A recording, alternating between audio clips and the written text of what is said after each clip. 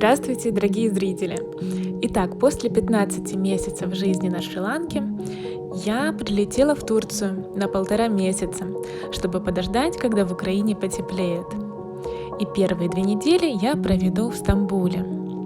Ну а пока я вам показываю под красивую атмосферную музыку свои стамбульские закаты и рассветы с моего окна и крыши моего отеля, перед тем, как отправиться гулять по городу, я хочу вам рассказать в 2 словах про историю Стамбула.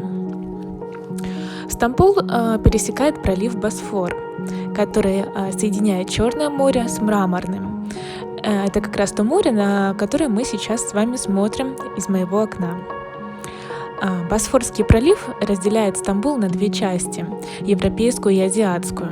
Европейскую сторону города, в свою очередь, бухта Золотой Рог разделяет также на 2 части – южную и северную. Южная более старая, северная более новая. Именно на южном берегу в VII веке до нашей эры был основан древнегреческий город Византий, который стал быстро развиваться благодаря своему стратегическому положению. А по решению римского императора Константина в IV веке нашей эры Византий стал столицей Римской империи и стал, соответственно, называться Новым Римом. Но название это так и не прижилось, и город стали называть Константинополем. И совсем скоро Константинополь стал еще крупнее Рима. В IV веке Римская империя раскололась на западную и восточную. Западная со временем перестала существовать, а Восточная Римская империя стала той самой Великой Византийской империей, столицей которой был провозглашен Константинополь. Это был период процветания, и когда город развивался и бурно разрастался. Тот самый Константин, который превратил город Византий в Константинополь, изменил религию империи на христианство. А через 10 столетий, то есть в XIV веке, Великая Византийская империя была осаждена Османской империей. Стамбул стал быстро развиваться и стал одним из самых крупных городов мира. И уже в XX веке, пробыв столицей 2500 лет, Константинополь превратился уже официально в Стамбул и прекратил быть столицей. И уже полномочия столицы были перенесены в Анкару. Если вы попросите меня описать Стамбул в 2 словах, я скажу вам, что Стамбул — это город чаек и крыш. Чаек тут действительно море, и они летают над крышами повсюду. А чтобы получше узнать город, то, прогулявшись по его улочкам, обязательно надо подняться на крыши Стамбула, так как город действительно огромный, и именно на крыше вы сможете рассмотреть его действительно хорошо, а заодно и посмотреть на самих чаек, главных жителей города. Поэтому сейчас с крыши моего отеля мы с вами перебрались на другую крышу, с которой открывается еще более великолепный вид на Стамбул и на чаек. Итак, начнем мы с вами нашу прогулку по Стамбулу именно с крыши ресторана Seven Hills. В данном районе есть несколько ресторанов с прекрасным, шикарным видом на крыше. И я очень вам советую прийти в один из таких ресторанчиков, покушать тут, потому что вид действительно открывается прекрасный. Тут вы можете рассмотреть Айя Софию, либо собор Святой Софии, а также Голубую мечеть. Кроме этого, тут открывается прекрасный вид на Босфор. И кроме этого, одним таким очень популярным развлечением тут является покормить чаек, которых тут целое море, и которых кормят не только посетители, но даже и официанты ресторана, теми остатками, которые остаются после туристов.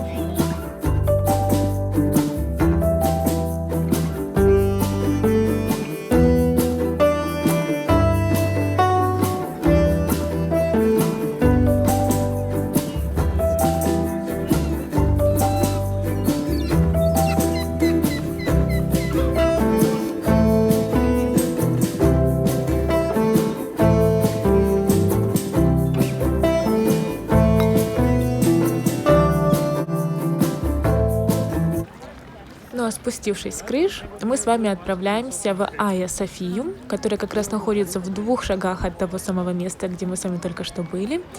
То есть Айя София, либо собор Святой Софии, это тот самый собор, который был построен тем самым Константином, в честь которого Константинополь назывался Константинополем.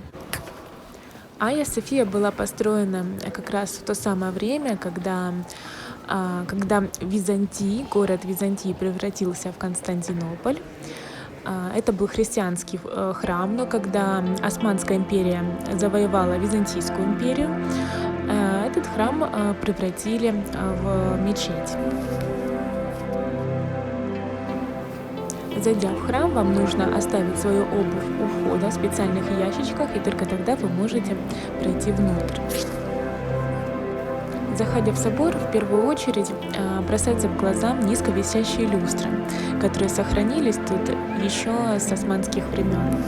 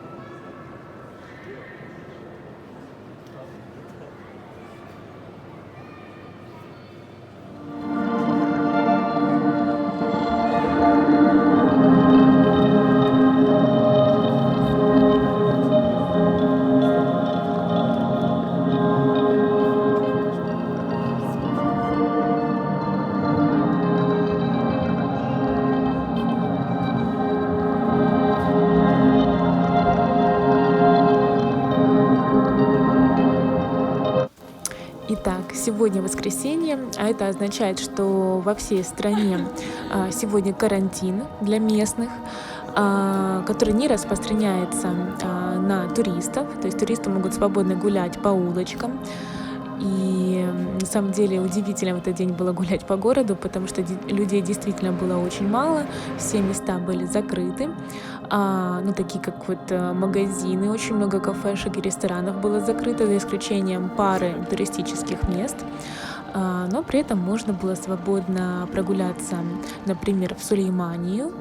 Сулеймания — это мечеть XVI века Османской империи, красивейшее место с шикарным видом, открывающееся на пролив Золотой Рог. Но однозначно советую сюда прийти, потому что место действительно волшебное.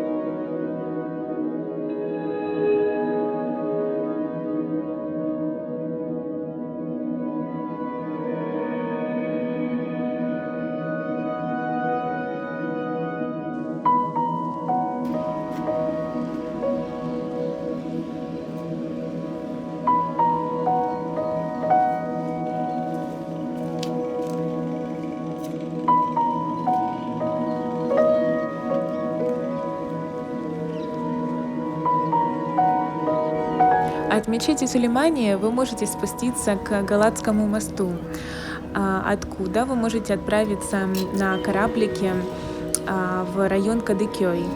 Под Галатским мостом устроено очень много ресторанчиков, так что вы можете там прогуляться, покушать морепродуктов, прогуляться по набережной и отправиться на кораблике в район, как на кораблике, у нас был такой большой паром, отправиться на нем в район Кадыкёй, стоит это всего 3-4 лиры, и отправляясь по Босфорскому проливу, открываются просто шикарнейшие места, шикарнейшие виды на город. И кроме этого вы можете покормить там чаек. Обязательно возьмите с собой булочку, обязательно покормите чаек, потому что это просто невероятный опыт.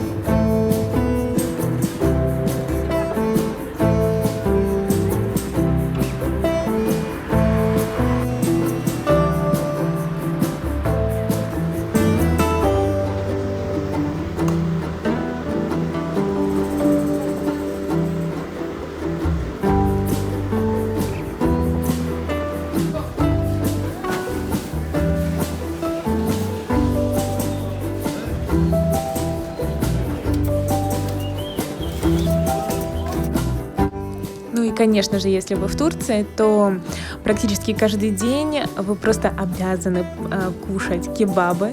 Это невероятно вкусно. Турецкая кухня просто действительно фантастически вкусная. И я бы посоветовала среди разных видов кебабов попробовать именно Ишкендер кебаб, тот самый кебаб, который вы сейчас видите. Это просто невероятно вкусно. Как вы видите, он подается просто прямо с пылу с жару и до сих пор шипит и шкварчит, когда вам подают это блюдо на стол. Действительно очень вкусно, то есть это говядина вместе с бараниной в таком очень вкусном соусе.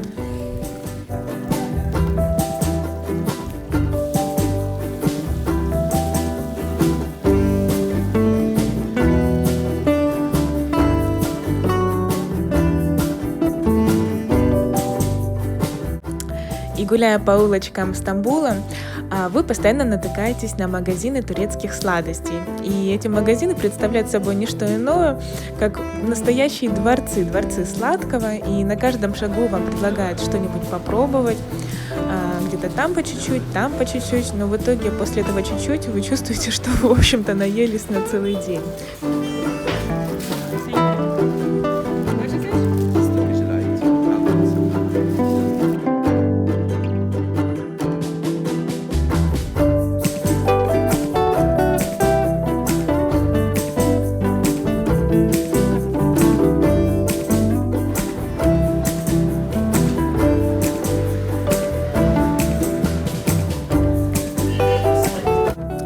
Хочу отдельно упомянуть об одной местной яркой достопримечательности. Это о турецких стамбульских таксистах. Обязательно, если вы заказываете такси или половите машину на улице, обязательно следите по Google Maps, туда ли вы едете, потому что обычная практика у местных таксистов — это отвезти вас куда-то самыми окольными путями и взять в 2, а то и в 3 раза больше, поэтому обязательно следите за этим. Итак, на такси мы с вами добрались до дворца, до парка Ихламур с двумя дворцами. Эти дворцы — бывшая резиденция султанов Османской империи. Сейчас эти дворцы являются музеями, и в одном из них устроился очень уютно небольшой ресторанчик, в котором вы можете перекусить и выпить чашечку кофе. Это прекрасное место и красивейшая территория, по которой гуляют павлины.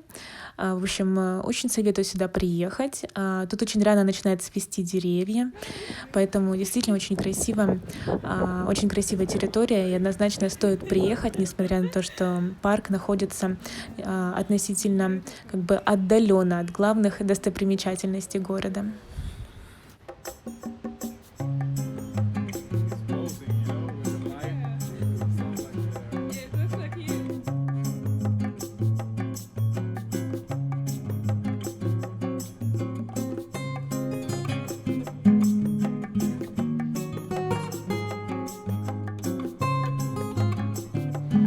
Ну что ж, прогуливаясь в этом красивом парке, мы с вами прервем наши стамбульские прогулки и увидимся скоро в следующем видео.